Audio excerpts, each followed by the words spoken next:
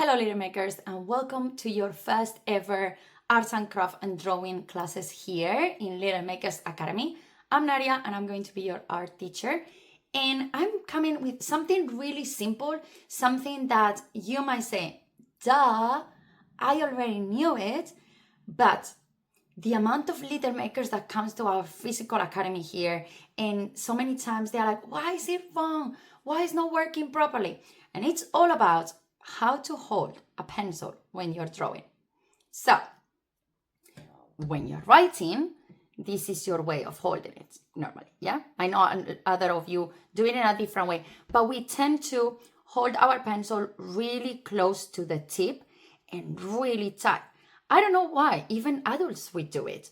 The fact of we want to make sure we are writing everything really well, nice and tight. So tight sometimes that you can see it through the pages. When you have a notebook, you can see it underneath layers and layers, right? With drawing, it's all about having a relaxed hand. Okay, so something that I like to do here, right before we start a drawing lesson with my students, is a little fingers and wrist exercise. So we're going to start wobbling our fingers, wobble, wobble, wobble, relaxing them, saying to them, please don't be like this. We're not monsters. We are artists. And artists are always relaxed and enjoying. Let your hands talk for you. Not using the rest of your body. Then we're going to shake our hands. Shake, shake, shake, shake, shake, shake, shake. Saying to our wrists, come on, loosen up, loosen up, loosen up. Then we're going to do some circles on our wrist as well. There we go. It's like you're trying to disconnect your hands and your finger away from the rest of your body.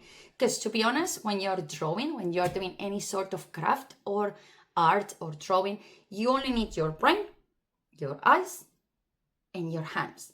Nothing else needs to be involved. Okay? So don't try to use your whole arm to drawing. You don't have to.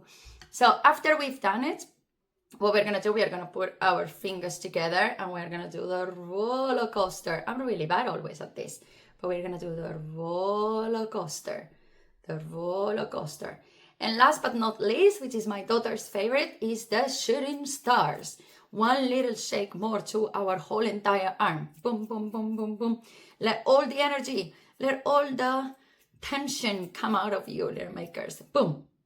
We're ready now. So by now, your fingers should be a lot more relaxed. So when you hold your pen, you should have relaxing hands and fingers. So rather than use your tension, remember, we just done the exercise to relax our hands and have floppy, wobbly hands. Then we're going to do the same at the time of holding our pen. So I was about to say a pen. No, where is it? A pencil. So you're going to be really relaxed again and have a wobbly hand when we are drawing. And what is this going to do?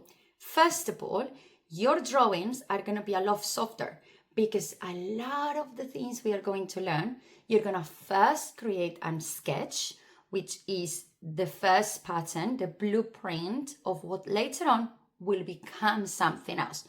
So let's say we want to draw an eye. We're going to first draw the different shapes that we need to know where every part of that eye goes. And then later on is when we're going to do thicker lines to define all the shape of the eye. I just put a little example. But the most important thing you need to remember, we're not writing, we're drawing. So tension for writing, floppiness for drawing. Okay? So do that practice today. Do all your relaxing movements that I teach you today. And thank you so much for watching. And I can't wait to see you on our next full lesson just for you on how to draw.